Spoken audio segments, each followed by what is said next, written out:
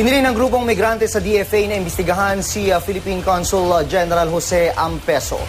Kaugnay ito ng video na kumakalat sa ilang networking site na nagpapakita kay Ampeso na umanay lasing habang nakikipag-usap sa isang OFW.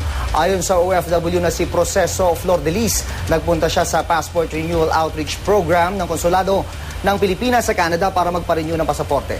Pero nang kausapin daw niya si Ampeso, una raw nitong tinanong kung magdodonate siya ng pera para sa Philippine Red Cross. Sabi raw ni Flordelis, hindi siya magdodonate na ikinagalit naman daw ng Consul General na amoy rin daw niya o rin daw ng OFW na lasing si Ampeso. Nagbanta pa raw si Ampeso na hindi i-renew ang passport ni Flordelis. Ano ba ang ano? Yung compulsory? Agad namang naglabas ng pahayag si Ampeso, itinanggi niya ang mga paratang. Hindi raw kasi kumpleto ang lumabas na video, kaya nagmukha siyang arugante. Nagtaas daw siya ng boses dahil nainsulto siya sa sinabi ng OFW nang tanungin niya ito kung magdo-donate sa Red Cross. Voluntary raw ang donation at hindi requirement sa pagre-renew ng passport. Gayunman, humingi pa rin ng paumanhin si Ampeso.